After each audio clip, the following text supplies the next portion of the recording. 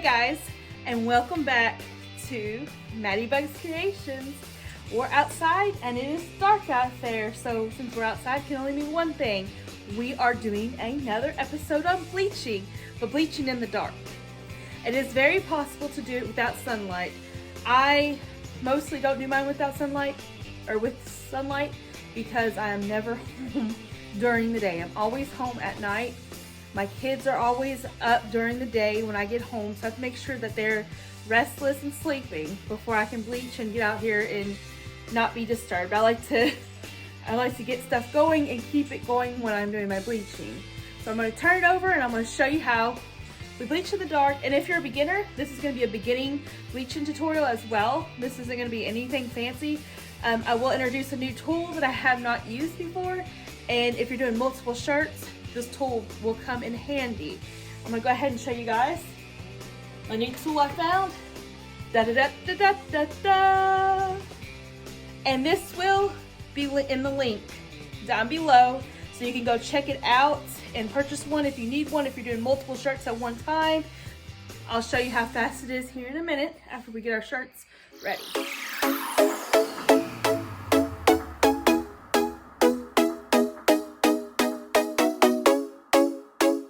I'm going to go ahead and show you this. I've already did this part, but just in case you are new, you want to put cardboard boxes in between your shirts. Usually I just make it to where I know where I'm going to paint my bleach block at. But I'm going to paint the bleach block this time last, because it takes a little bit more time to do, but I just kind of want to show you that I do a cardboard box from here to here, and I do it about this wide. Alright, I'm going to turn it over to what we're going to bleach, and I'm going to show you how this big bad tool works. Okay guys, so as you can see I have a wand here. That is what is attached to this tool. I have to pump this up so it will even work, but I've already did that, so I'm just going to show you how well it sprays on the shirts. It just goes ahead, I just go crazy with it. I don't do it in any certain way. I think I have the right amount of bleach on it. I just continue to the next one. And I will say, if you're touching the bleach, that you might want to have gloves on, because you can have a chemical reaction to the skin. Me, sometimes I get busy and I don't use gloves, but I'll do the front when I think it's hot enough. And then I will just flip it over. And yes, I'm not practicing, I'm not preaching, I don't have gloves on. But just for your safety, you might want to wear gloves. Or if you touch the bleach, wash your hands immediately after you're done. And I'm going to tell you, this shirt is 50-50. It is a gilded, and I don't know what color it is going to turn. So I'm not sure if this will turn white or if it will be a pink color, because I've never really did these shirts before. I guess we're getting ready to find out.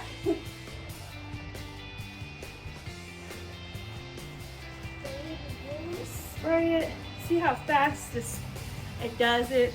Just a couple sprays and it's done. Alright guys, I'm going to give this time to dry, and I'm going to wash my hands, and I'll be over to paint the bleach block for you guys.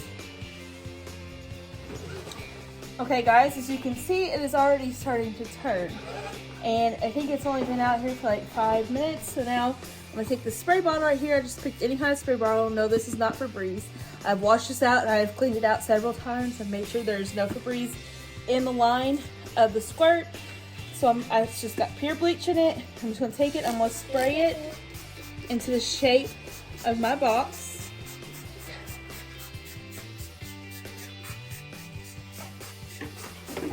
Oh yeah guys, if you like this video and you want more content like this, just hit the thumbs up. If you like more videos and like notifications from me, please hit the bells button and subscribe to my channel. I do video, I'm starting to do more and more videos and some of these little cute short things that I have just learned about. Yeah, I'll just keep spraying it in a bleach circle, or a bleach not circle. I'm kind of doing a square here, as you can see, until I get it to where I want it. And if you want to prevent overspray, you just take a paintbrush and just, well, my paintbrush is a little stale here. Alright, and just go kind of over top of it, the paintbrush. Yes, I can see that this, so you don't get too much bleach on it. You just push around this the paintbrush here. And my bleach squares are not always perfect, but I believe it gives it its unique look. And you can see it's already starting to turn. This looks like it might be a light pink. It might actually turn white. I don't know. I will see more about this tomorrow on what color it's going to be, because I'm going to let this set overnight. And it'll be okay to sit overnight. And then in the morning, I will put peroxide on it, throw it in the washer and dryer, and it'll be done. So I'll bring us back in the morning and see what this looks like after sitting overnight. Hey guys, welcome back to Maddie Bug's channel. And as you can see, it is morning time, and we are getting ready for the bus to come and pick these guys up. And then I will show you our shirts on how well they bleached last night. Okay guys, as you can see that they bleached white. And it is a hit and miss with 50-50. Just kind of have to try them out.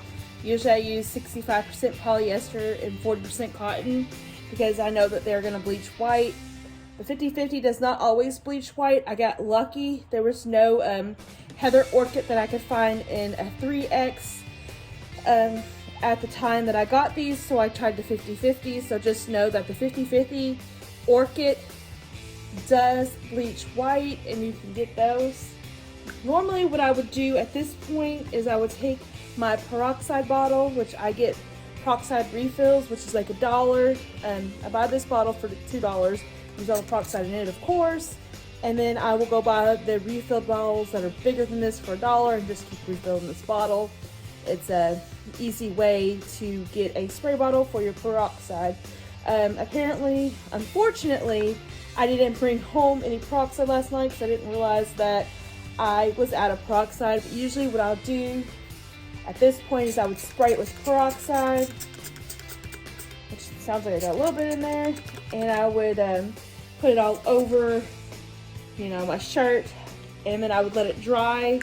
The reason for this being is, one, it helps it whiter, and if you got any dirt on it after it sat over last night, because sometimes, you know, dirt flings up on your porch or wherever you're at, especially if it sat out last night, it would help it, if it got stained or anything, it would help take all the stains out, because bleach and peroxide working together takes out stains and makes stuff whiter. And it also will help with like running and stuff like that, like if your bleach spreads while it's in the washer. I don't have many problems with it, but that's some of the uses why people use peroxide before they wash it. But if you don't have peroxide, what you can do before you put it in the dryer is you can hand wash it individually, try to get all the bleach out. So if you're worried about bleach spreading and you don't have any peroxide, you can do that as well. So I'm going to go ahead and stick these in the washer, and then I'm going to dry them, and I'll let you see what they look like when I'm done. Alright guys, I have now got this out of the washer and the dryer, and here is the results of our shirt. There was no spreading of the bleach that I see. Everything is bleached perfect. And here's the back of it.